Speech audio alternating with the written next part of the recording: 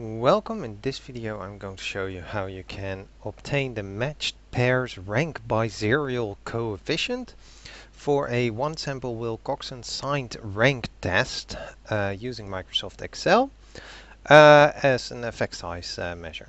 Now this is actually described in King, Minium and King in 2008. I think that third one is actually incorrect. Need to adjust that, but they actually described that this can be used as an effect size measure for that.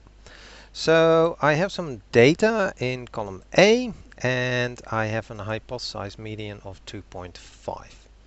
And the first steps are similar as for the test itself. We determine the absolute difference between each score and the hypothesized median. So what I'm going to do is I'm going to say, well, if which basically states that I have a few different things to check. If this one is empty or this one equals the one over here, F4 to put dollar signs around it so that when I copy paste it down it won't change. And by the way, I'm using a semicolon to separate parameters. Your system might be using a comma. So if this any of these two is true, I don't want it to do anything, so double quotation signs. Otherwise, just calculate the difference, the absolute difference between that value minus the hypothesized median, and press F4 again and then close, and I can close my if function now as well. So the difference between 1 and 2.5 is 1.5. Notice that 1 minus 2.5 would be minus 1.5, but because we're having the absolute values, it ignores a negative sign if it's there.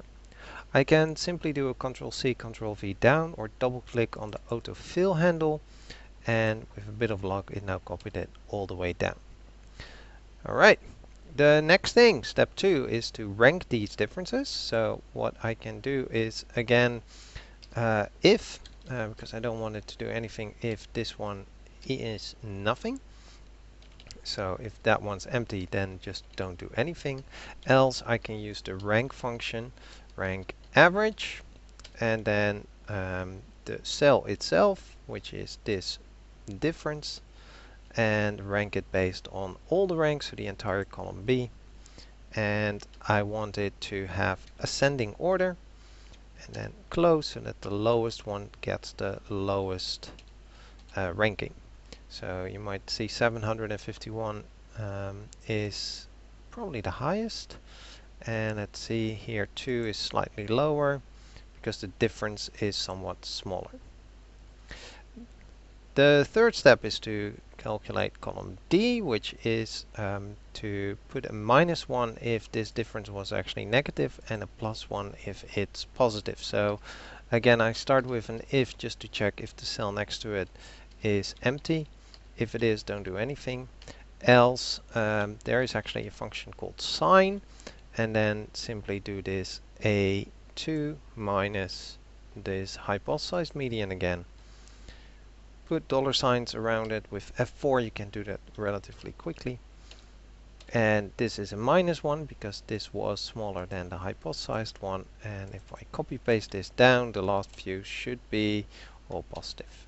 Alright, so next we add up all the ranks that were positive. So if this one is a +1, then sum up the rank, and otherwise for the negative one, we do, if this one is -1, then sum up these. So I can simply say equals sum if, column D, if that's a 1, then it should sum the range that is the ranks, so in column C.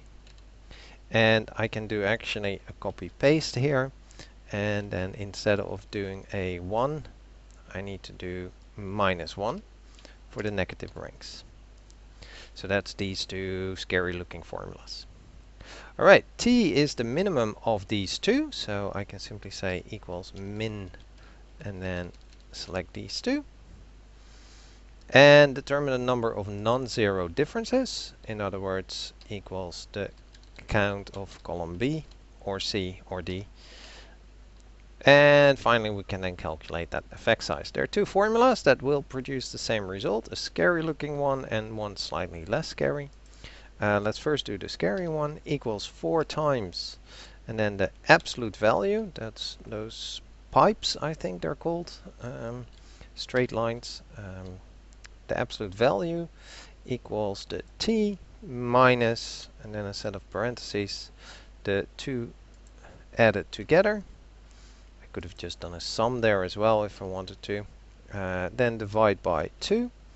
Then close the absolute ones. Since I'm doing multiplication, I can just do a division immediately. Open up another set of parentheses and do the n times another set of parentheses, n plus 1. Close all the parentheses, and that gives us 0.43.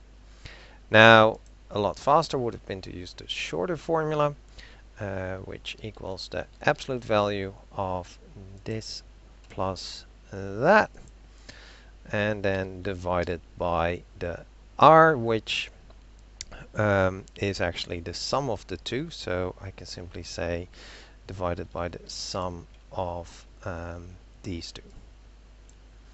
Alright, and oh, something didn't go. It's not plus, it's of course one minus the other, and that's the exact same result. Alright, and that's how you can calculate it. Hope this was helpful, and thank you for watching.